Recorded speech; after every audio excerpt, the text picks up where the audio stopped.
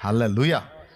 ఎంతమందికి విశ్వాసం ఉంది? ప్రభువుని నమ్మిన నా సమస్తము భద్రం, ఏది పోగొట్టుకోను అన్నోళ్ళకి ఎంతమందికి విశ్వాసం ఉందో ఒకసారి చేతులు ఎత్తండి.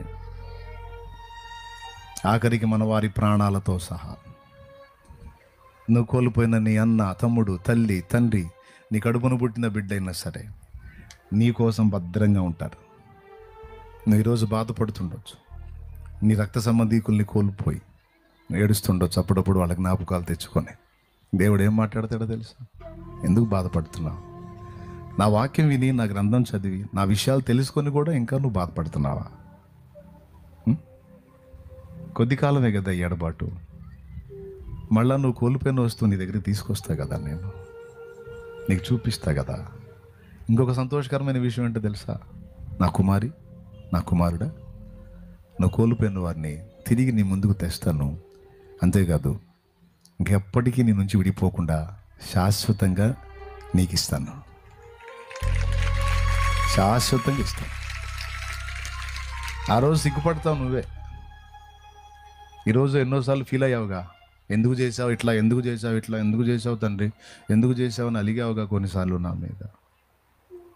ఎదుగో చూడు, నా వారు అన్నావు కదిగో చూడు, నా బిడ్డ అన్నావు కదిగో నీ బిడ్డను చూడు, నా భర్త అన్నావుగా భర్తను చూడు, భార్య అన్నావుగా భార్యను చూడు, అన్న అన్నావుగా అన్నను చూడు, తమ్ముడు అన్నావుగా తమ్ముడిని చూడు, తండ్రి నా తండ్రి అన్నావుగా నీ తండ్రిని చూడు, నా తల్లి అన్నావుగా నీ తల్లిని చూడు. చూడు, ఆత్మల్ని నిర్మించింది నేను, శరీరాల్ని నిర్మించింది నేను. లేని వాటిని ఉన్నట్టు రప్పించడం తెలుసు, ఉన్న వాటిని లేనట్టు చేయటం తెలుసు, లేని వాటిని మళ్ళీ రప్పించడం నాకు తెలుసు. నేను అర్థం కాలేదా నీకు?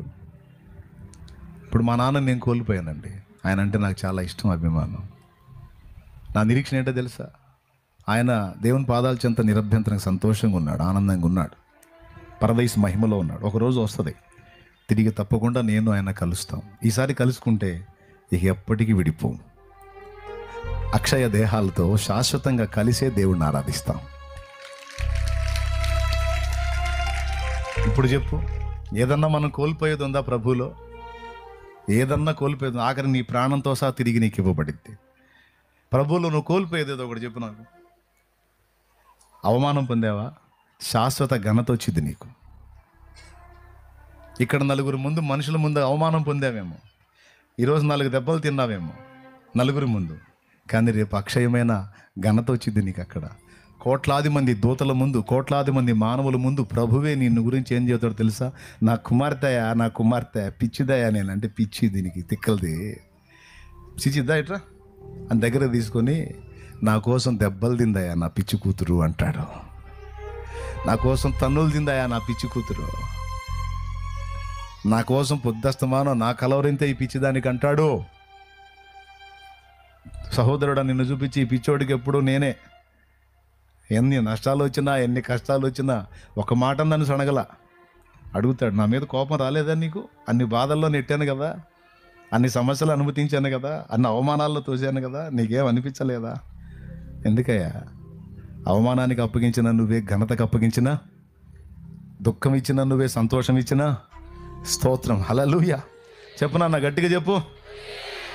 నేనెందుకు అట్ట ఫీల్ అయ్యాను ప్రభా? నేను ఫీల్ అవ్వను, కాలేదు, అదే సంతోషం అని కోట్ల మంది ముందు, కోట్లాది దూతలు, మనుషుల ముందు ఆయన నీ తలనెత్తుతాడు, నిన్ను ఘనపరుస్తాడు, నీ విశ్వాసాన్ని ఘనపరిచి మాట్లాడతాడు నా యేసయ్య.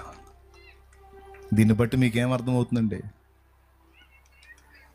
ప్రభువులో ఉన్న మనం ఏది పోగొట్టుకోము, ఏది కోల్పోము. ఇంకేమైనా డౌట్ ఉంటే చెప్పండి, ఫలానాది పోగొట్టుకున్నానన్నా అని.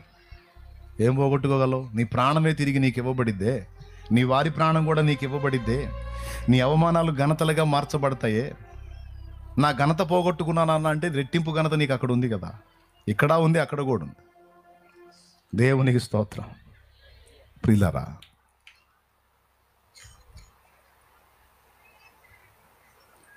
చాలా అవమానకరమైన మాటలు తిన్నాను నేను.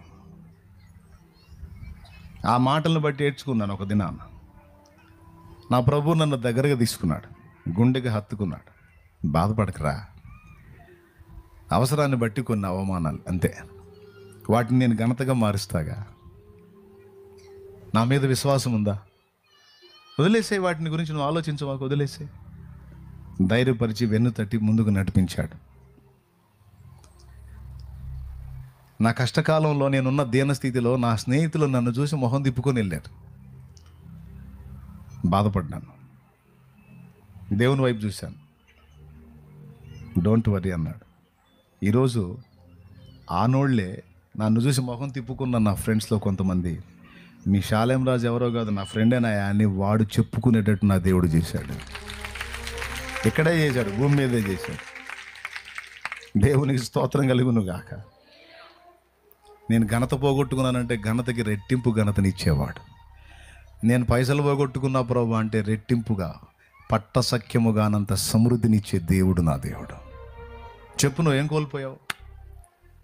చెప్తా నేను దాని సమాధానం. ఏది మిస్ కాదు. నీ త్యాగాలన్నీ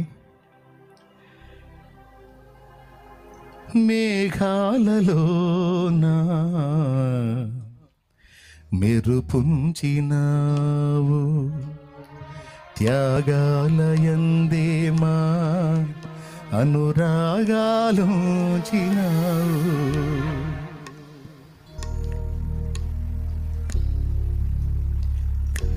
మేఘాలలోనా మెరుపుంచినావు, మేఘాలలోనా మెరుపుంచినావు, త్యాగాలయందేమా అనురాగాలుంచినావు, త్యాగాలయందేమా అనురాగాలుంచినావు. సాగలేని జీవిత సమరములో, సాగలేని జీవిత సమరములో వేగమే దూతనంటి పావుగా నిలిపావు. చాలునయ్య నీ కృప నా జీవితానికి.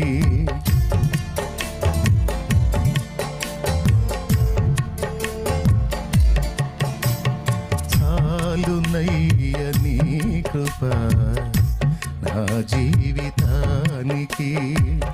సాగిపోదు యేసయ్యా సాగరాలే ఎదురైనా, సాగిపోదు యేసయ్యా సాగరాలే ఎదురైనా. చాలునయ్య నీ కృప నా జీవితానికి.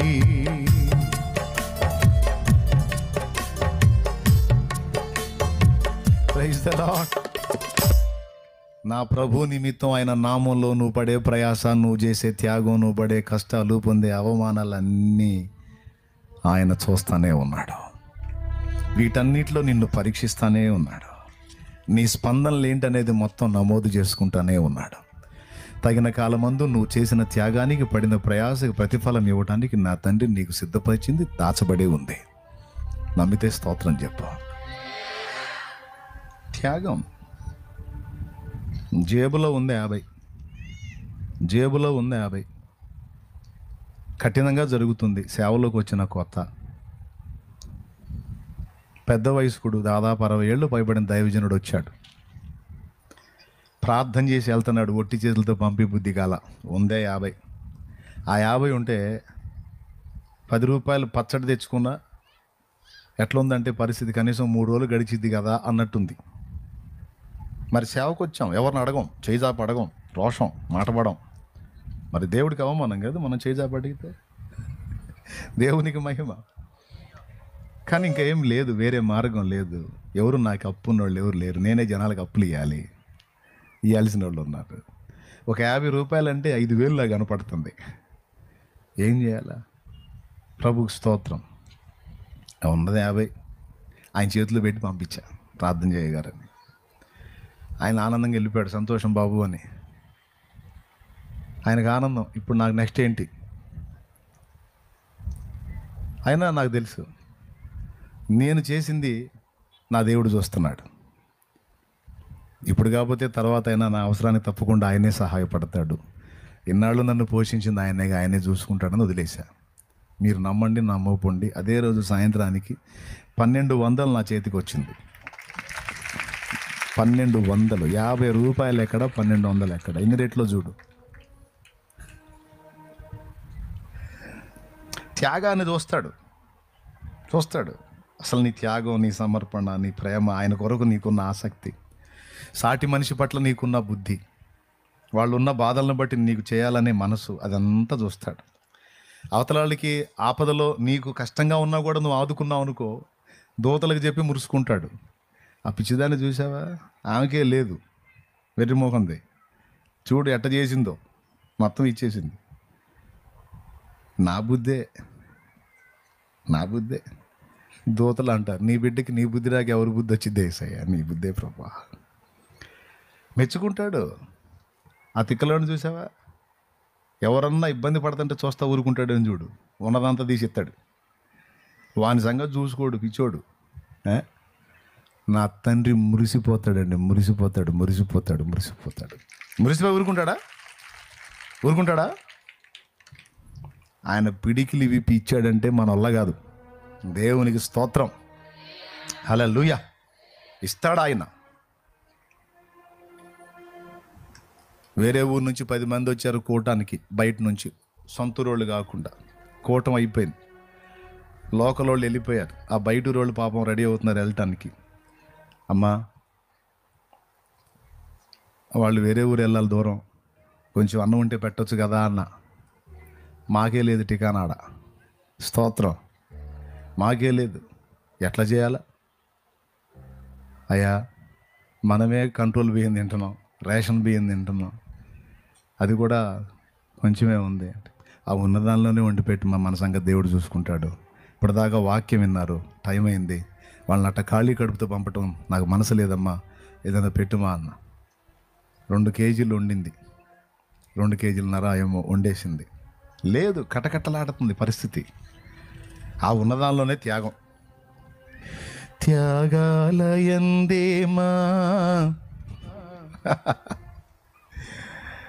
శుభ్రంగా అంత తిని తృప్తిగా వెళ్ళిపోయారండి. మా అమ్మ నవ్వుతూ వచ్చాయా, త్యాగాలేం బాగానే చేపిస్తావు, మరి మన సంగతి ఏందండి, మన సంగతి ప్రార్థన చేద్దాం, దేవుడే చూసుకుంటాడు. అంతేలే, నా దేవుడు అన్యాయస్తుడు కాదు. 2 కేజీలతో మొదలుపెట్టిన ఆహారం వండటం ఈరోజు 60-70 క్వింటాలు వండుతారు. 60-70 క్వింటాలు తమ్ముడు, చిన్న మాట. 60-70 క్వింటాలు అంటే